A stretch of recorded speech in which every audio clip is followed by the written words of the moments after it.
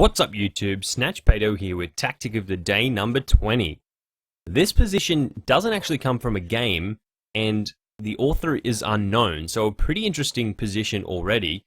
And it really highlights the power of two rooks, and as you can see both sides have a pair of rooks each. In this position it is white to move, so if you'd like to solve the puzzle yourself, make sure you pause the video. If you'd like to solve the puzzle with playing with the pieces, make sure you check out the game link which is in the description box below. Okay, if you need more time, make sure you pause your videos again. In this position is white to move, and white exploits a very large windmill-esque effect. If you don't know what the windmill effect is, I'll make sure I do a windmill position in the next video, but for this position, I'll just go ahead and show you the moves. So black plays first, rook takes g7, which is, I'm assuming, the first move that most people would look at. Now, if the king tries to come over to the king side, or excuse me, the queen side, the king will find itself rather misplaced. So after king f8, if rook takes h7 and the king continues to try and come this way, because look, we're threatening checkmate here.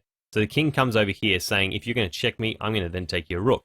The king marches over, but then we have rook takes c7, and we're threatening mate again. The king can't come over here now to try and stop this rook, so it has to keep following this rook, and after king to d8, rook to g7, and now we're threatening two different mates that black actually cannot parry, and after rook takes a2, we still have some checkmate here on a1. So there's nothing white can do, there's nothing black can do if they decide to try and bring their king over this flank.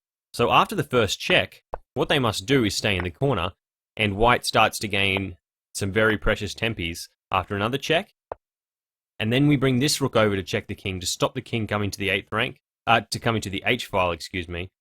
So we play rook d, g7 check. The king must play to f8 now, and then we take on c7. And see, we're threatening this mate again. The king cannot come over to these squares fast enough to attack this rook, and therefore the king must return to g8 to attack this rook and prevent checkmate. And thus we come back over again with another check. And this is why it starts to look like a windmill effect. After king f8, rook takes b7 now, and all of these 7th rank pawns are now gone, and we're still threatening checkmate. The king, once again, must return to g8, and this rook once again returns to g7.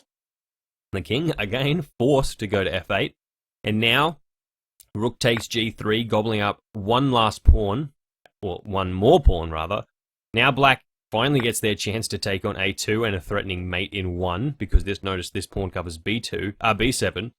And now if white decides to try and grab this last pawn and give their king a luft, you'll notice that this doesn't actually quite work and is very, very bad, because after rook a1 check, king b7, king b2, sure they have a luft right now, but after this rook comes in, this white rook is actually blocking the king, and that's checkmate. So white still does have a chance to blow their position from this position, but if they're wise and they play the important move, rook to h8 in this, after captures here and rook takes a2, rook h8 wins the game for white, and that's what you needed to calculate, or at least find while you were messing around with the pieces, because after king e7 or f7, or f7 rather, rook takes a8, and only now can the rook take on c3, because there's no check on a1, because our king can just take it. And white now has 2 extra pawns, as opposed to the starting position, where we count the pawns, 1, 2, 3, 1, 2, 3, 4, 5, 6 pawns for black. So white went from 3 pawns down to the final position where they're 2 pawns up, and white won this game easily.